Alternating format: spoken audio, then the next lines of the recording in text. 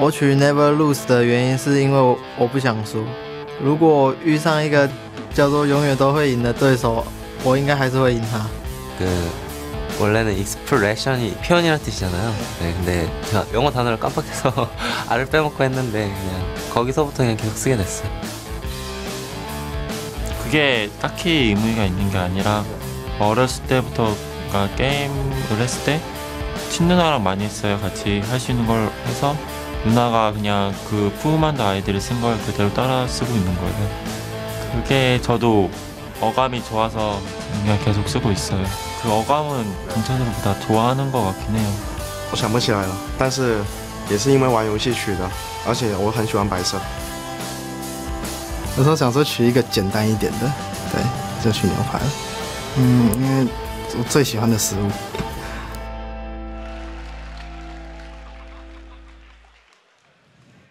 Welcome back to the League of Legends Season 3 World Championship. I'm Joe Miller because I'm not as creative as those guys and don't get a video about my easy name. But joining me is Jat. A very familiar face who did pick a nickname, so good job with that one, Jat. It's time for our fourth and final quarterfinals matchup of Worlds, and it's China's #1 seed Royal Club versus the second seed from China, OMG. But guys, before we get to the match, we're going to send it over to Shox on the stage for tonight's starting lineups. Ladies and gentlemen, it is time to meet the teams for tonight's second quarterfinal best-of-3 series between China's Royal Club and OMG. Starting on the blue side for Game 1, it's Royal Club. Let's meet the team. Starting in the top lane, Godlike. In the jungle, Lucky. In mid lane, White. At AD carry, Uzi. And at support, Tabe. They are Royal Club.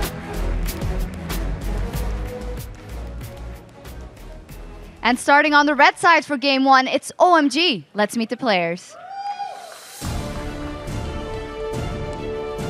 Starting in the top lane, Going.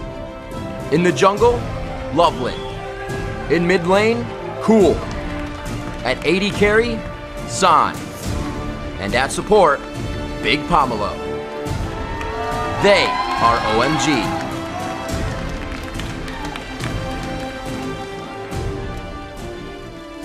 Please give it up one more time for tonight's competitors, Royal Club and OMG.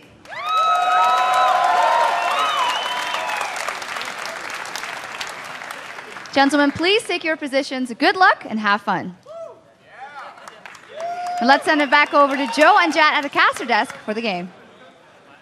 Thanks a lot, Shox. And while I'm sure China's a little bit disappointed that their two teams have to face off this early on in the tournament, it does mean that unlike the other quarterfinal matchups, these squads are very, very familiar with how the other team plays. Yeah, absolutely. And to talk about OMG, they had a very impressive regular season record. They won the spring playoffs, and then they actually took first during the regular season of the summer, whereas Royal Club, on the other hand, finished 5th in the spring, missing those playoffs, but then in the summer season they improved to 2nd place, and that eventually seeded them into the qualifier tournament that got them here. But you know, despite the 10-win discrepancy in these teams' regular season records, with OMG having the upper hand then, when they play each other, the games are actually very close. All-time regular season record against each other, 4-3 for OMG over Royal. So this one is definitely going to be a close one, Joe.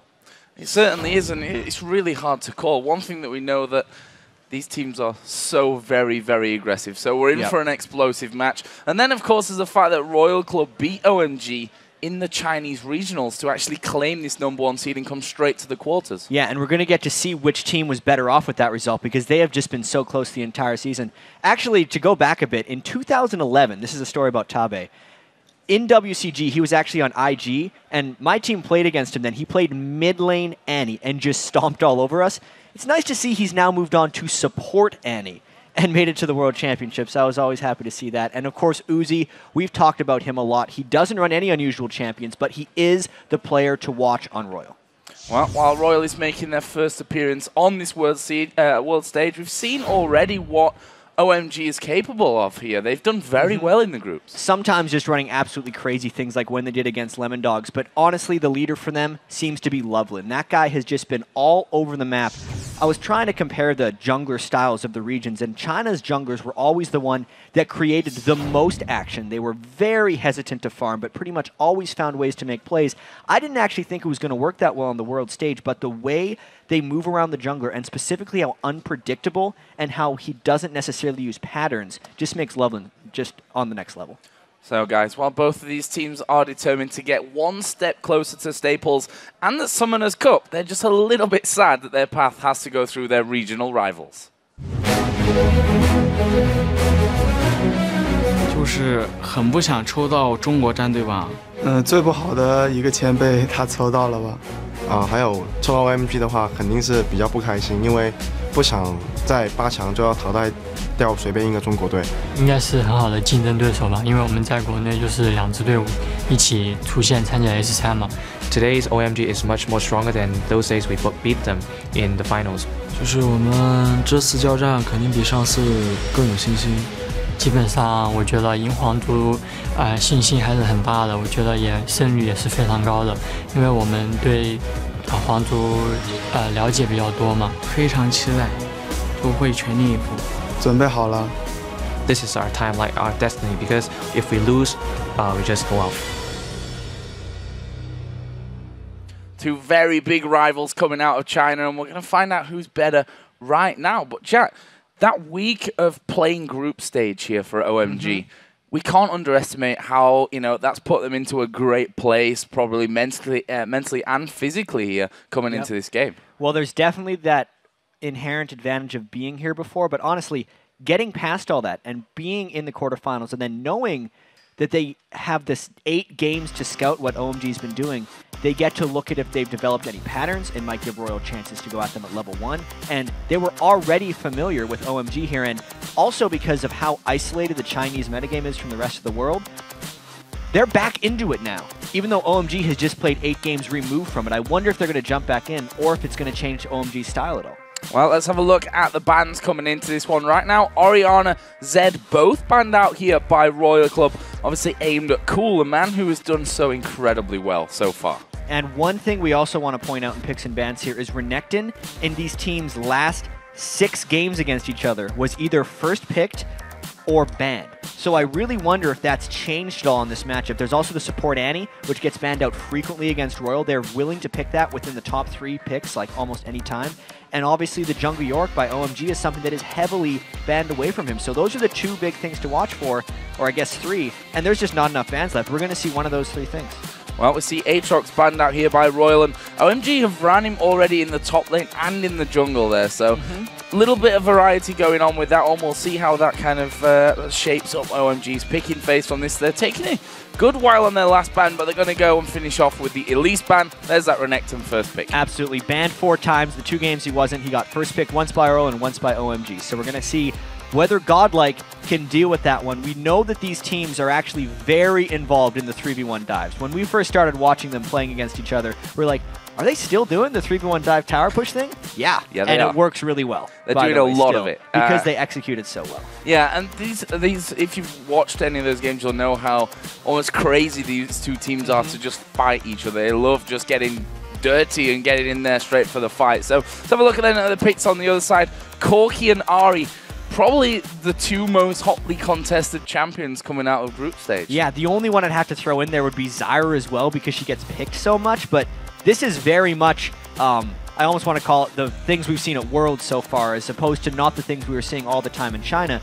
When these 2 teams were battling up against each other, we saw a lot more Fizz, some Gragas, some Orianna and stuff, and obviously the Orianna, Zed, and Fizz have all been banned, so I guess, yeah, the Ahri is going to be left so far for OMG, but we look at RYL's picks, and those are very much RYL Chinese metagame picks, whereas the picks right now for OMG are very much what they've been playing so far at the World Championships. That support Annie going to be coming in from this one. We mentioned earlier on, Tabe loves to play that Annie. Actually plays Cassiopeia support as well.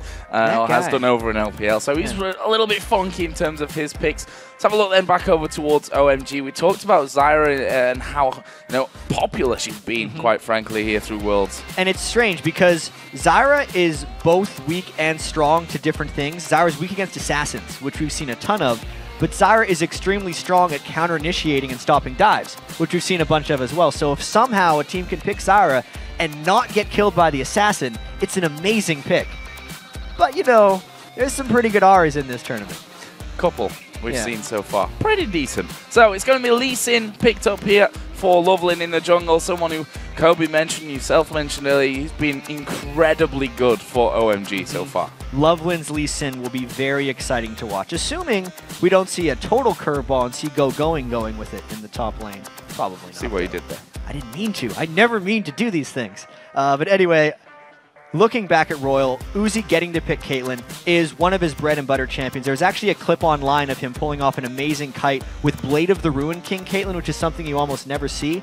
But I know a lot of the really popular AD carries or the best carries here at the World Championships value mobility so highly. So I actually think that Uzi might do something like that again, and he's going to be laning with the Annie, most likely in the mid lane, because that's where Royal likes to go with it. Yeah, and the Vladimir actually picked up for this one, added in. What's your thoughts on that one, Jack? So, because specifically they like running Annie in the mid lane, they picked two strong side laners, meaning Renekton and Vladimir can both go top and bottom once they get into this game. I think that's why they go for it. I wonder if it's going to burn them not having enough crowd control overall, but that's definitely their plan.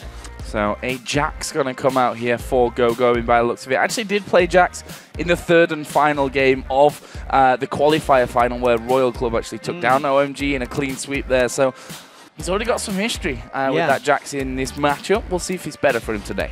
Well, we've seen one Jax so far. I believe it was Impact, who just went crazy with it late into one game. And I was expecting a lot more Jax before the World Championships. With the Trinity Force buffs and how strong it's been bringing Corki back into the game, it seems like a natural progression for Jax here. This is going to be an interesting one, Joe, because OMG has tons of mobility like we've always seen. At least 4 people who can hop over wall to get those Fog of War assassinations we've been so used to seeing here at the World Championships. And then Royal, they have that mid lane Annie that we've been waiting to see. It usually gets banned away, and they get to pull off their strategy here. Most likely, we're seeing that Caitlyn Annie in the mid lane and a split push attack from Royal. Godlike is a crazy split pusher. It's all he likes to do. And it's really hard to call this game because of the fact that, you know, Royal Club have generally lost out to OMG, except that qualifier final, which was a bit of an anomaly on the results. And very interested to see how, you know, the group stages affected OMG and what Royal Club's preparation has really got for us in this game. But, guys, since they've picked their champions, it's time to see who you guys picked to win this regional rematch. And according to lolesports.com, 63% of you believe it's going to be OMG taking on Fnatic in that semi-final game. All the analysts went for OMG as well. Yeah, well, they're going with what they've seen so far, because Royal is a fairly large unknown for most coming into this. And one thing I will say that is known about these teams is the aggression that they display, I think, is going to catch a lot of us off guard. I'm wondering how much analyzing I'm going to get to do during this game, because they're going to be fighting again and again and again. In one of the matches I saw against them, Royal had 5 kills before the 3-minute mark. Yeah. That was one of the games with their Aatrox jungle, but they definitely are the type of team that just dives absolutely at any opportunity, sometimes to a fault.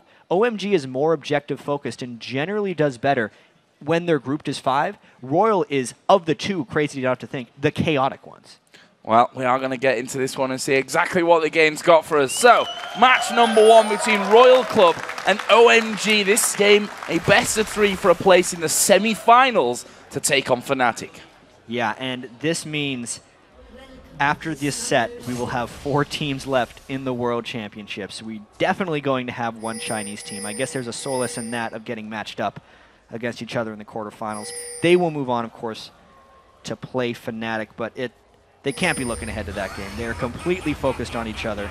And I really just can't wait to see how these 2 Chinese teams almost transported to a new playing environment, whether it affects them at all.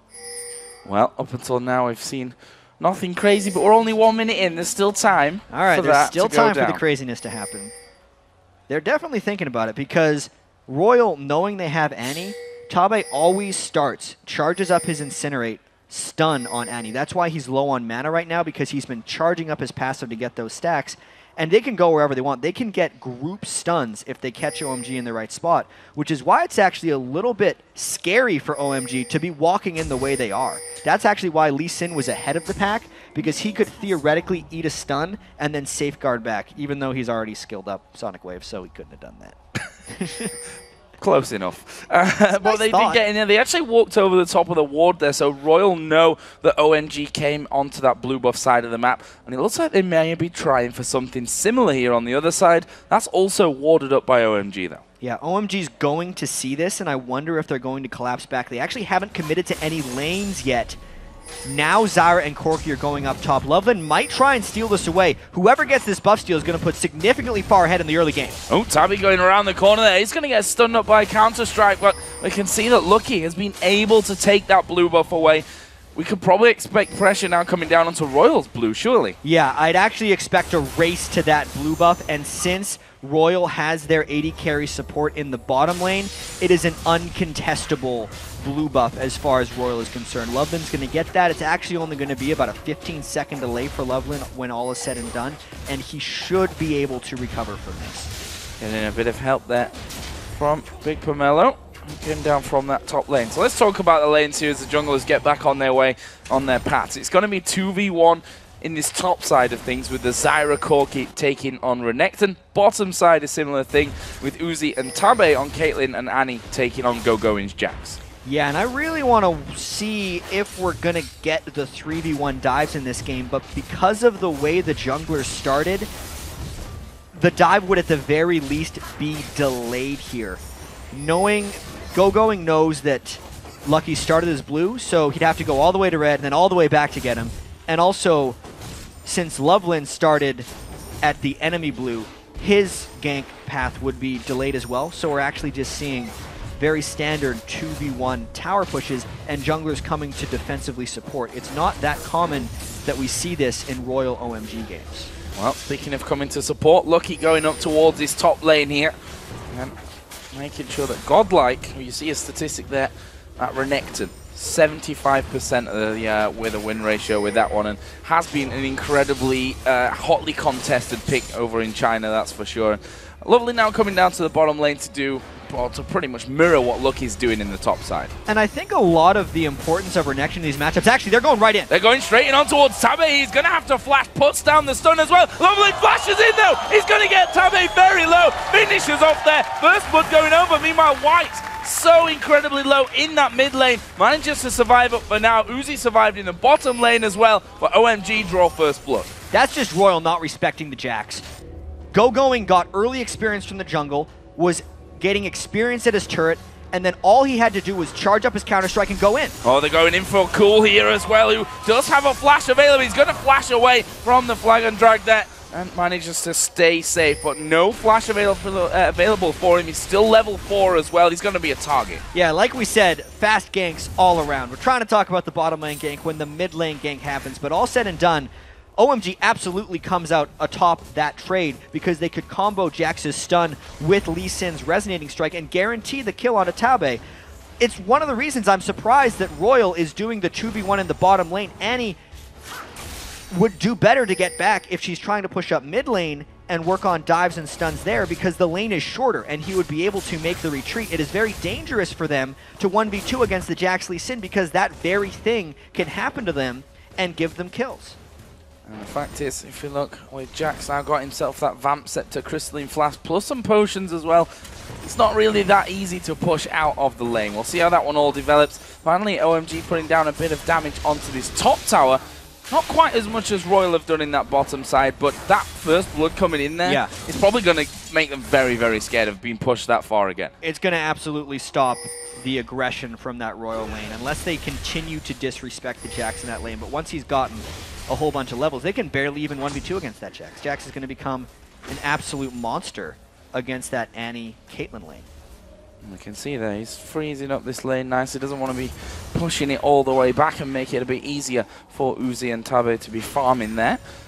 And this mid lane being quite explosive already so far. We've seen flashes burnt from Cool, the ghost used by Whites earlier on. Is Lucky you're going to get caught out a little bit by Loveland in the jungle. Both at level 4 though. Not too much danger of them really going in for a full-on fight there. No, especially if the mid laners aren't going to come over and contest. Loveland getting a little cheeky with those wards, but once again, he has no fear of Vladimir collapsing down to stop him because its threat is so minimal when compared to Cool coming down, who can add an Ahri charm and actually catch him out of position. Yeah, Whites is up at level 6 now though, so that Hemo plague that we should factor in. Meanwhile, Lucky coming down towards this bottom lane, and he's just going to go once again full on pressure. Lee Sin is waiting on the backside. We'll see if Royal can take the first turret of the game here. So this is a little bit more of a respectful push because they at least have a third person there, meaning if Go-Going jumps in, they would generally be able to turn it around, and Royal has vision on the other 3 members of OMG. This is them trying to re-siege that turret, knowing that Godlike's Renekton has held his turret better than Go-Going has overall. So let's have a look down some of the early CS here. And 2 AD carries obviously in the 2v1 lanes. Pretty close there. Uzi at the moment just got a little bit of a lead from that one. Mid laners, Vladimir White's playing that one up against Cool's Ari also ahead, as we are going to see the stun coming down to Go-Going and Lovelin taking a lot of damage there. This could open up that tower finally. Yeah, they are taking a lot of harass near there, and it does seem like the next wave could do something, as well as maybe more for Royal. As we were talking about earlier, one of the big reasons Renekton is such a contested pick in the Chinese metagame is because the early and mid-game pushes they make. They don't care if Renekton doesn't have great late-game skill, because he can do this. Here we go, gonna go in there. The Counter-Strike actually going to stun at one, but it's Go-Going. He's not gonna escape this one. Getting stunned in there. The turret went down. They picked up the kill, and Godlike moving down through the map there, undetected as they dive onto that bottom lane. Yeah, he was... See, that is earlier than you would normally see a Renekton roam, and you're thinking, why would a Renekton leave his turret against a Corki Nazar? Is just going to die. Royal doesn't care, because this is effectively an exchange of turret and kill and dragon for just a turret, and they're willing to make that exchange. And the blue buff as well is Cool here, going to go in towards White. The Ignite already ticking there. Is a charge in there. White saved his pull till the very last second, didn't have to burn his flash. But either way, Cool's removed any kind of threat now from that mid lane as OMG take the dragon. Yeah, Sorry, it's absolutely. Royal. Now is where's OMG going to go from here? They just burned their Ari ultimate in mid lane. Corki and Zyra have pushed down their turret, but there is no dragon to get for Cool's advantage over White's. I mean, so far in that middle lane, Vladimir, who is a pretty good laner early on, but I don't think quite Ari level, has done enough work to outfarm Cool. I think that was in part because of Lucky's early gank, but it still should be noted that White's is trying to farm up only so he can become a split push threat. He's going for that, what looks like Spirit of the Spectral Wraith split push build, because his summoner spells absolutely show he's doing that, knowing he brought Flash and Ghost on Vladimir. So where are we going to see this one develop? The duos have now gone into that mid lane, as we may have thought maybe came in a little bit earlier on. We'll see Ari and Vladimir facing off once again on this top side of the map, and we'll see how Whites does now that he's built up a lot. There's a Hemo play going down. We can see how much damage is coming in, but there is Lovelin. He doesn't have that pull. Look at the damage though. Cool going so low, but he's managed to walk away from it. Whites gets kicked back and executed by Lovelin. Nearly enough burst for Whites, but at the end of the day, it was an overcommit, using his pool aggressively to try to finish off Cool, and Lovelin, like a wizard, is always there at the right spot. Now Jarvan coming back to this mid lane. See if they're actually able to put that pressure back down. Going to be harder against the Corki, and more importantly probably that Zyra as well, who can catch you off guard in just the split second. There is Lovelin getting himself a nice bit of farming experience and pushing out that top lane as well. He's now 2-0-0 with his Lee Sin. And we'll see if he can start taking over the game. I remember his Moby Bear from the group stage that got a couple of early kills and then absolutely stomped all over the game. Lee Sin could do something similar. You can see with that extremely early Sightstone, he's going to try and shut down Royal's roam, because Royal loves to roam early on, and that is typically how they beat OMG. We already saw Godlike roam all the way from the top lane to the bottom lane to create Royal's first bit of advantage, which is why they're still sitting on the 400 gold lead. And of course, Lovelin counters that with an early Sightstone. It gives OMG 2 Sightstones overall on the map and should work to control it for them. That is that blue buff. Giving over actually to Uzi there for that mid lane. It makes enough sense in this composition because they have the Renekton and the Vladimir, who are typically 2 side laners. The blue buff isn't beneficial or that beneficial to any of them, whereas Caitlyn can definitely run into some mana problems if she's using all of her spells on recharge, which Uzi's going to do now since Tabe and Caitlyn have transitioned to this mid lane for an extended siege. And between the two AD carries, CS is very, very even at this point. We can see that Bloodthirsts are almost done for Uzi. Oh, Cool might be in trouble from this one. He's going to be baited in here by White. There goes Jarvan out of the brush. And there is the Cataclysm, but Cool still got a charm left. Got a charge left on his Spirit Rush to get out of there. Brilliantly avoided by Cool. Right there, Royal was underestimating their damage. They knew that Cool was going to pop his ultimate to escape, and they tried to burst him down anyway. Lucky no longer has Cataclysm, but it does give them a bit of a turret edge right here if they can take this. Should be able to finish this one off. See the minions actually going down pretty quickly, and they might have to wait until that next wave does come available to them. Meanwhile, Royal stacking themselves up here in this mid lane as Godlike going to get caught out, but will they go diving in onto him? No, they won't. Lee Sin waiting off to the side, but Loveland decides against it. And this is very interesting. OMG is sacrificing turret pressure for farm on Jax. Going has been freezing the bottom lane for the past minute or so, while Royal is mercilessly pushing this middle lane. They're about to dive as 5, and Jax is nowhere to be found here. Oh, Big Pomelo actually going to throw down the Stranglethorns from this one, and we see them going a little bit low, but White's coming in from the backside. Ace in the hole comes through. Uzi picking up a snipe there onto Big Pomelo, but now White's caught out of position. There's a counter-strike, not going to get the stun as White nice but shot. Loveland dives straight in there. He'll get back out towards the Warden. This is a difficult decision. Very, very low health bars across the board. Going goes low. He flashes back to safety. Now the focus is Lucky as they dive in on towards Sand. He's lower than half HP. Godlike flashes over towards him as well. He's going to try and chase down Sand here. Fast who's enough? Not got much health remaining, and he will be able to pick up the kill. Meanwhile, in middle, the rest of them kind of just had a ceasefire, broke up that fight, but a crazy one. Crazy to think there were only 2 deaths there, but of course they went to Royal because they had the advantage. They got the initiation onto Big Pomelo, and then it was all about chasing. Loveland actually did a spectacular job landing his Q right as Whites came out of his pool of blood, but then the rest of this chase was just teams collapsing on each other. Flashes were saved to the last instant to get away from this fight, and then Ignites just weren't quite taking people down. Godlike arriving right at the end, and because specifically Godlike had upgraded to Ninja Tabi earlier on in the game and San had not, is why Godlike could chase him down here for the kill. Brilliantly done from Royal. That gives them that advantage in the kills and the gold. Now they're putting down pressure onto this middle turret once again. White's just sidestepping that charm. He needs to be careful though. Grasping Roots have grabbed him. He has to pull up. That turret is still alive there. Royal not able to finish it off with that last push. Yeah, and up on the bottom of the screen, Big Pomelo died once again. That was a little strange. He was just off on the side trying to ward. Jarvan caught him and they just bursted all their spells down on him. I really feel like OMG trying to freeze a lane for going is absolutely hurting them in the interim. They're definitely going for a late game Jack strategy because they recognize that Godlike is much stronger on his Renekton at this point in the game. It's actually very counterintuitive to their regular playstyles, knowing that these games are usually decided by 30 minutes on average. Well, Dragon is now up and available. Royal have started it off. He's very, very low. They're going to smite it down. Loveland has to flash away from that one. Meanwhile, Godlike at the front. He's falling low. Emo play going to go down. There's the first kill of the fight as Cool will pick off Godlike. White gets in there. Kicked straight back out by Lee Sin, but look at the damage from the side. Here comes going. There's another kill. It's a double coming down for Cool. It's not over yet either as Loveland picks one up. But look at Uzi at the back. He's still doing work. There's the triple for Cool, and now they're going to try and chase down the AD carry onto a trap. That was a little unlucky from Loveland, and Uzi should be able to walk off from this one. Gets himself a bit of farm on the way out. Classy. That was still an absolutely insane turn by OMG. They get a 4-kill fight, even if Royal got the Dragon. That was actually a power play attempt by Royal to get that Dragon, but OMG just collapsed in and had a brilliant team fight. Maybe they get this turret afterwards. Well, it's gone very low. Only Uzi is there to hold this one off. Minions start to stream their way into that mid lane, but I think they've bided enough time here with those minions going down. Have Royal for that to be safe.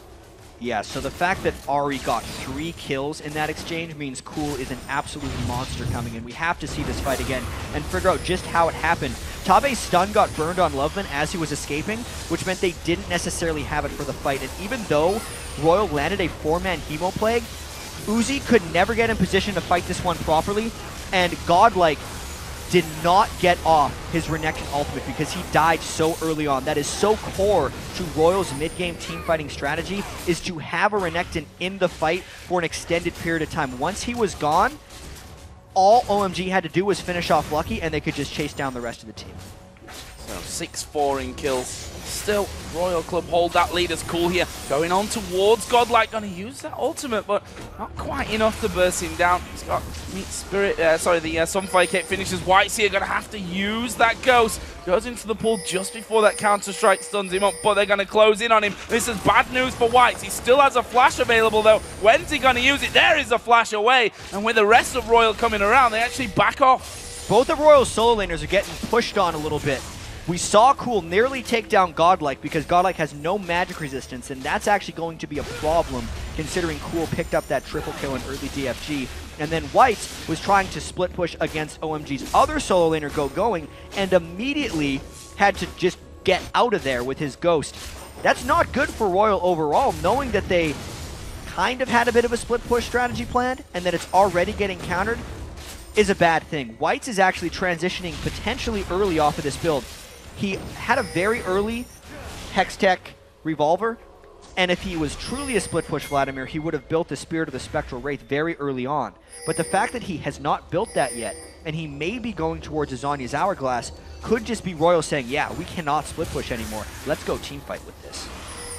Speaking of team fights, yeah, Cool gonna go into this one. Big damage on towards Tabe, who's less than half HP right now. Going's gonna come in from the side. Godlike trying to tank up the front. Here is Going. Gets the stun onto two of them. Godlike going low. Lee Sin dives to the back. He's managed to live from that one, but the rest of the team might not be so lucky. Tabe going low. There is the charm landing onto Uzi. He cleanses out of it straight away, and OMG can't quite find their way in. Another fight with everyone getting quite low. Big Pomelo and Godlike nearly died in that one.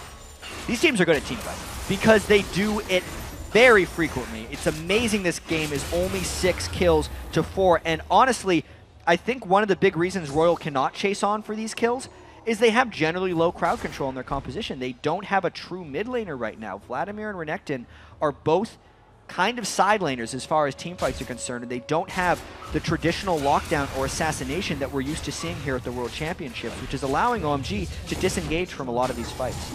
Finally, Royal getting bored there. That turret was still up, just deciding to tank it up, and that puts them 3-1 ahead in terms of turret kills at this point. They still hold as well a 2,000 gold lead. Let's have a look down the items once again, because the AD carries have taken their first big step with that Bloodthirster coming for Uzi and the Trinity Force on the other side for San. Absolutely. So no surprises with San's build. Trinity Force is the Corki thing. The only bit of a curveball is the Berserker Greaves instead of Sorcerer Shoes, because Corki does more magic damage than physical damage in teamfights. But instead he's going for the attack speed itemization. We look at Uzi as well. He's doing a bit of a give or take here. He has not went the full Bloodthirster Last Whisper build. He's got a Zeal sprinkled in there because, again, he is relying on his auto attacks. Whoa, look at this. Jax diving straight in on towards Uzi. Gonna sidestep the Grasping Roots, but will he be able to get away from it? Going down to half of HP, and he flashes away there. Uzi now in a lot of trouble. Going gonna chase him down. He's trying to heal up. There's the net coming out. He's still running, but not for long. There's the jump in. Going gets one. And on the other side, on the tower, Loveland picked up Tabe as well. Yeah, and what's Royal going to do about this? Because OMG just completely committed to their bottom lane while the rest of Royal was not there. They have their side laners in strange places right now. Vladimir is in mid lane. Renekton is going top, and Lucky cannot stay there for his buff. Oh, he's actually going to manage to get away from that one. He's still trying to hold out here for this red buff. And it's going very low, but red is going to be picked up there. Meanwhile, Lucky down, getting caught out from the backside. Cool comes around, catches him off guard. That will be another one for OMG. Meanwhile, the most satisfying sound in the game is that Jax hammering away on the inner turret in the bottom lane. White isn't happy about that either. He completely commits once again to OMG, and let's see if he can chase this time. Vladimir, no crowd control. Going very low here, Going. Can he get off into the brush in time? Yes, the Zonya's used by Whites as well. Lovely coming around the side, doesn't go in as he spots Godlike. Good call. So before any of this invading happened, OMG had gained control of Royal's red buff and the jungle surrounding it, and Royal was refusing to accept that. That's the reason that they got dove on. That's the reason that they got hurt trying to go in and contest for red, because OMG had complete eyes on them and outnumbered them. Royal couldn't fight in that area, but they did anyway, and it just gave OMG exactly what they wanted. So, Dragon time for OMG. Are they going to be able to finish this one off? There's no one around there, and that will be a pickup for OMG. Nicely taken there as well. 31,500 to 29 right now, building up that lead very nicely. And this is where RYL really has to start worrying about the game, because they were actually up 2,000 gold a couple of minutes ago, and OMG was already the one seeming to come out on top in team fights. And now that OMG has actually came out on top significantly in a skirmish, what's going to happen the next time a big team fight happens? And knowing RYL versus OMG, the next team fight is going to happen. It's going to happen fairly shortly as well. Seeing that Cool has his DFG and that Godlike just has that Negatron cloak, I'm wondering if OMG can just evaporate RYL's tank line before the fight and then roll on through with the rest of their damage. It's very dangerous right now for RYL, and they almost have to be afraid to take a 5v5 fight. He's slowing down here somewhat for what is guaranteed to be just a little bit of time, as both teams actually fairly close in proximity there on the top side of the river. We'll see if someone ends up getting caught out. We can see Lucky there just dealing with the plants that Big Pomelo has put down. He's trying to get rid of all those wards there. And now Godlike and Lovelin having a bit of a chat up here in the top side of the river. Lovelin just trying to bully him out of position there. Yeah, Lovelin is definitely a very scary man right now. 404 on Lee Sin. It's not because he has damage on him, it's because of the vision he provides and his ability to reposition people in team fights. Going as well is going to be a big problem. His Trinity Force is not even completed yet, and he's already destroying anyone on RYL in a 1v1 engagement. Yeah, they can't stand and fight with him. We saw Godlike there just walking away from that scenario. There's a ward down in this brush, which RYL all being revealed from. Cool also is pushing down towards this bottom lane. That's going to have to be dealt with. They're going to put the ace in the hole through on towards Lovelin. About a third of his health gone, but not really getting anything from that at all. Yeah, that did prove, though, that Uzi's hitting pretty hard. We should note that he is the most foreign person in this game right now. 225 CS. You wouldn't think that he'd have the most gold, but he does. 8,500. The next closest is Cool at 8,400 on his 4-kill Ahri. So, there it is. The analyst talked about it, protect the puppy. Uzi's nickname is Crazy Puppy over in China, because everyone just wants to cuddle him and try to finish him out. That's not the reason. It's because he yells a lot. Yeah. a very temperamental player, that's for sure. Which we'll see how that keeps him up here in this best of 3. Right now, both teams pretty much stacked on top of each other in this middle lane. There's the wards going down. One inside the death brush. Godlike not scared of getting right to the forefront now and just checking, see what's going on from that one. Meanwhile, RYL actually just pushing straight up this mid lane. Yeah, RYL saw Going trying to create a split push opportunity, and they know that they actually can't deal with that, so they're grouping as 5 and threatening turrets immediately, effectively trying to draw Going towards them. But I wonder if this is one of those situations where RYL is damned if they do, damned if they don't, because they've been losing in team fights, and they can't deal with Going. They have to have something break their way here. Well, look at this for a positional play right now from OMG. They've pushed up this mid lane right to that inner turret. And RYL around the side from this one. There's a block from Big Pomelo. Are they going to be able to keep pushing back in there? Nope, RYL have managed to get that control of the mid lane back. OMG back off. Yeah, that's a pretty painful block. I almost feel like Going should have taken that one, or someone who can lifesteal up a little bit of health, because now Big Pomelo is rather wounded if they were to actually start a team fight, which I think is one of the big reasons they decided to back away and give some of this control of Baron back to RYL. Oh, Lovely getting stunned up there. Going to get knocked up as well, but honestly, can't quite finish off that Lee Sin here in the time that you've really got with his ridiculous maneuverability. Especially with that Sightstone. Yeah, with the Sightstone coming down. Pretty much makes him uncatchable at that stage. Did see OMG starting to back off a little bit. RYL almost mirroring what OMG did a few moments earlier and pushing up that mid lane. Yeah, this game is still rather close, but OMG's gold lead is stretching out a little bit.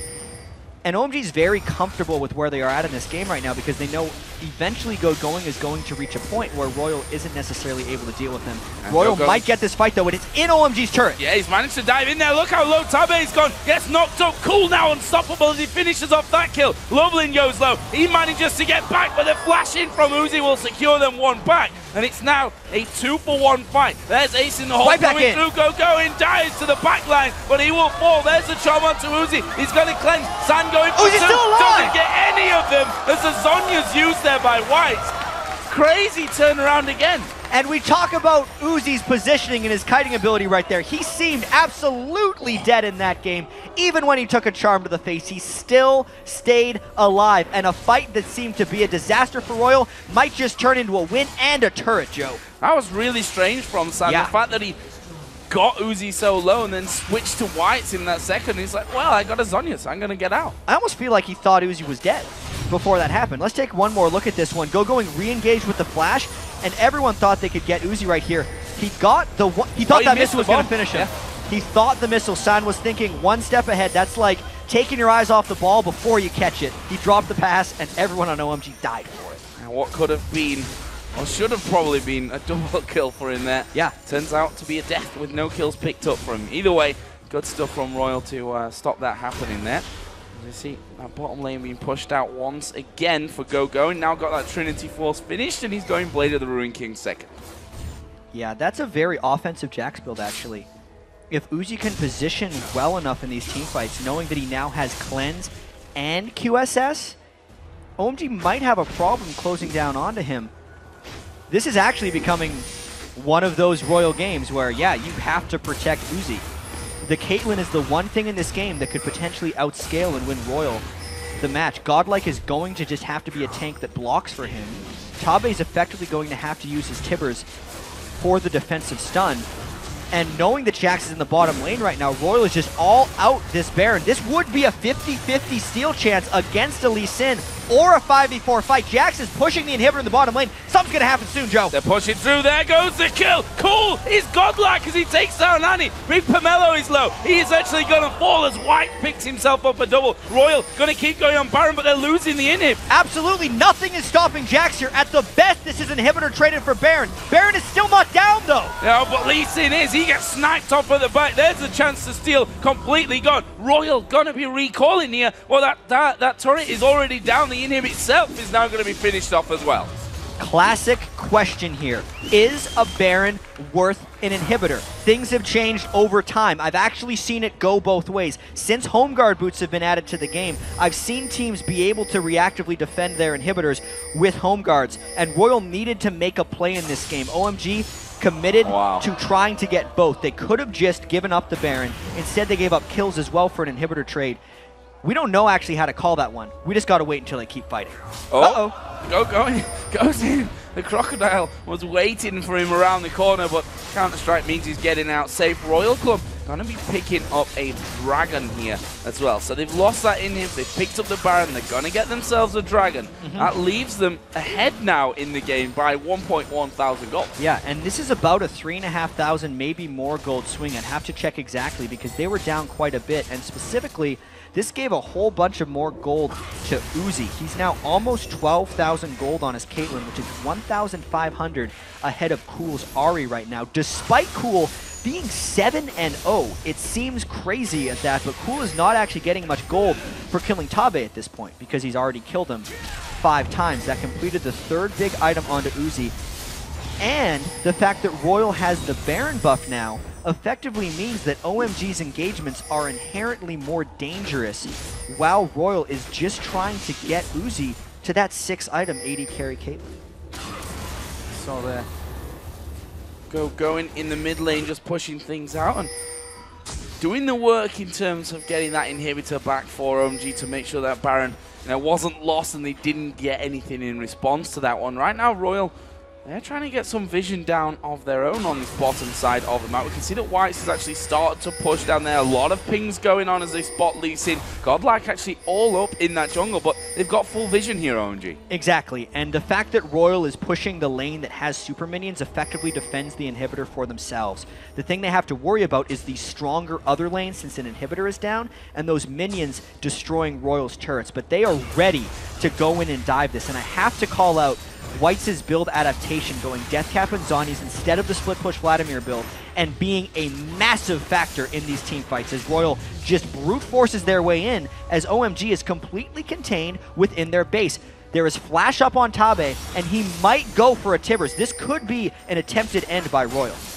See if the bear comes out from this one. Right now, RYL just on the steps, not pushing things back completely, and at the same time making sure that their inhib being down is not really a factor in this game at this point. There's the Q coming out of Loveland. Wise not to follow that one up.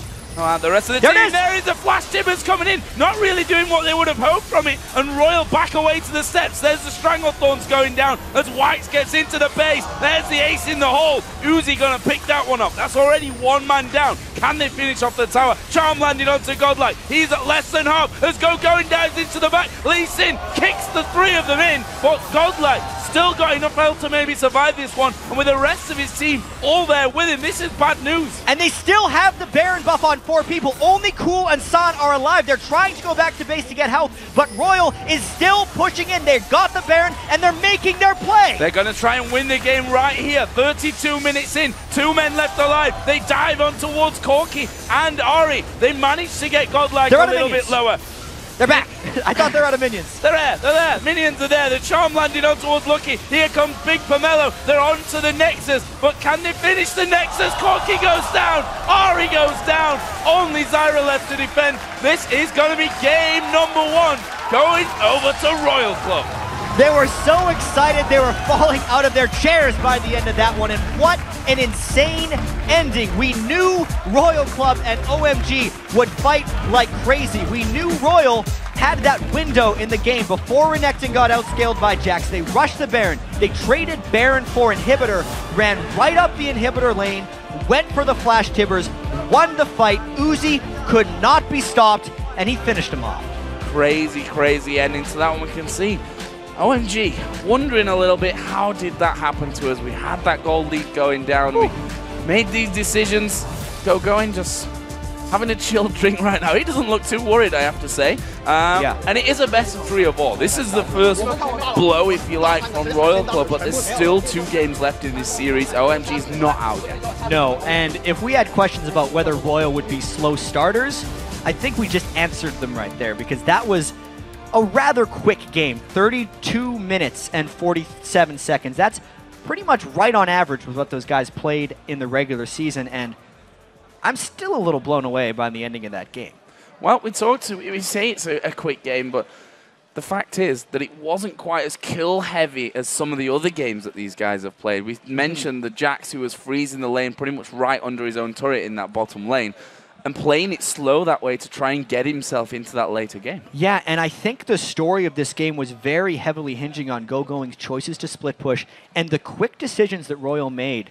And they were very willing to give up sacrifices, right? Because they're willing to let Jax get farmed. They're willing to let Jax get their inhibitor because they can get a Baron and because they can end the game with it. That type of decision-making takes a lot of practice. There are so many teams that will bounce back and forth, lose a turret and the Baron when someone pressures you like that. But that's the way you play that game. And very decisive finisher as well. We often see teams struggle a little bit to close things out. They've got Baron, they've got these advantages there, but they're still very scared. But RYL, you have to give it to them. Once they saw that opening, they went all in to finish it. And Uzi, to me, was living up to the hype there. Like, his Caitlyn, even though it seemed like you're against a Jax and a 7-kill Ahri with the DFG and a death cap, still didn't die. He got kicked into a fight, but he was only there because enough of OMG's damage was already down in that last engagement. So when he did get kicked in, he just kept on fighting. He kept on killing people, and they never had the damage to finish him off. That was just, you know, such good work overall by RYL, because we know these teams team fight so often, and typically OMG had the edge in the 5v5 team fights, but that is not what we saw that game.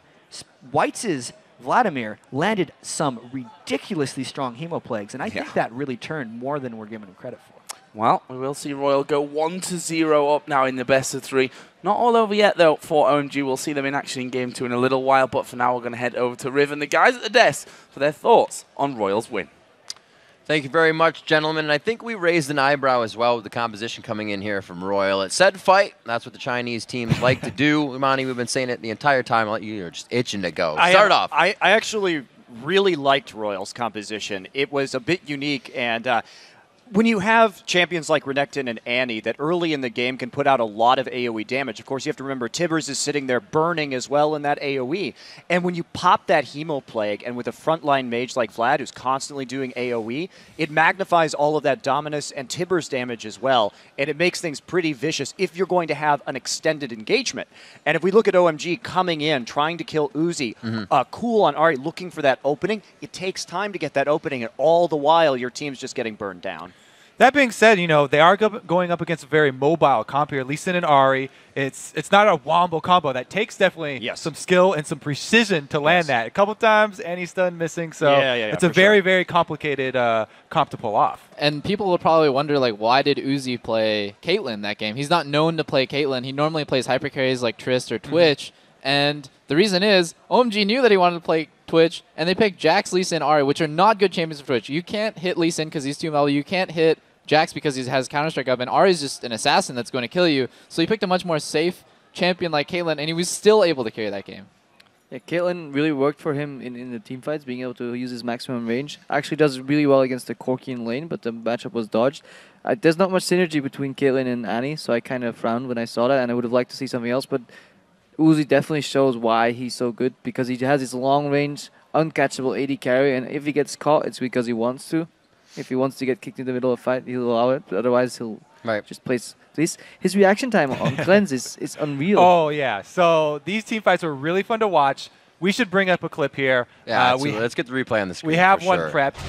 Let's grab this up on your screen. And Double Lift, I know you want to start this one out. Yeah, so this was when Royal's 3,000 gold behind. Normally, you're not itching to push down towers right here and play aggressively. But, I mean, this is two Chinese teams going head-to-head. One thing I want to point out here is you have to watch both the supports. Zyra landed a beautiful ulti, but so did Tabe. And I think a 4-man Hebo Plague and 3-man Timber is what you're going to see. Roll the clip right now, and you'll see Jax is going to go in really aggressively because he knows he's ahead. There's going to be a 4-man Hemo Plague and a beautiful wombo combo from both teams.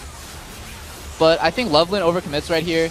He doesn't have to die, but he dies anyways. It's fine. It's still 2 for 1. OMG can just back off. It's 2 for 1. They killed 2 people. Only Lee Sin died. Okay, but I think Gogoing gets a little bit too greedy here.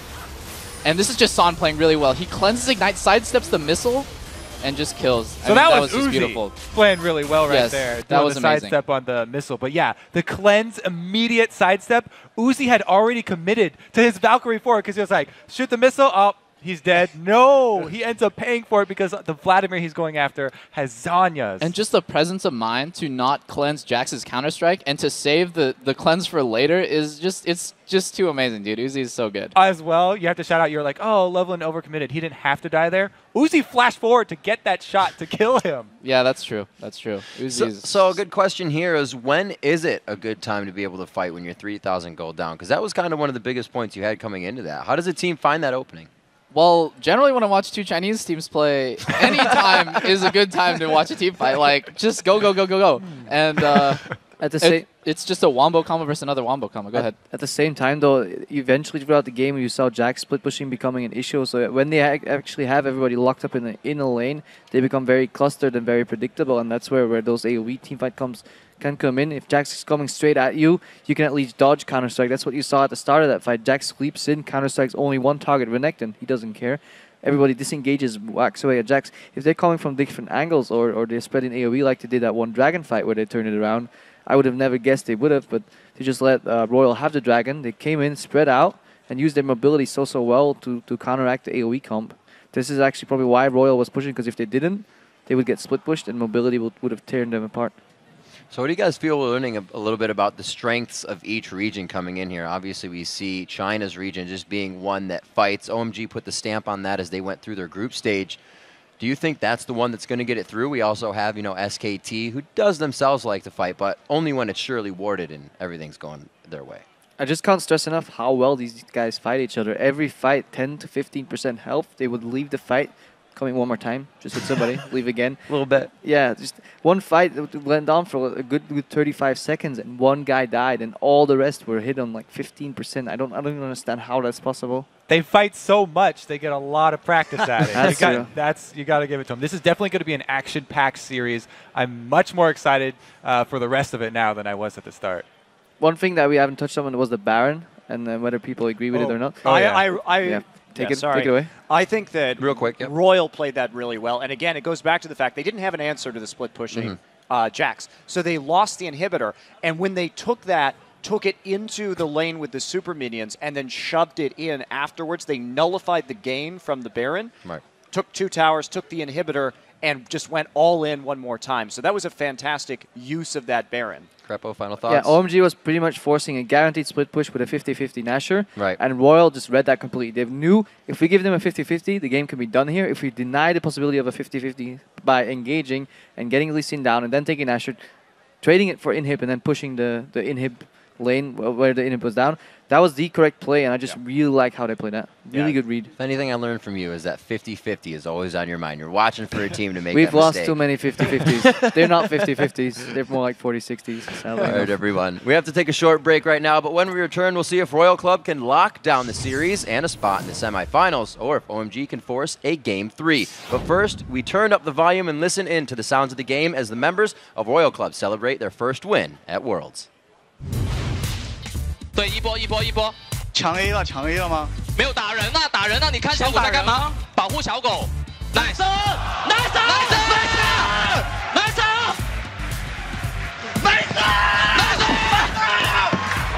别出来，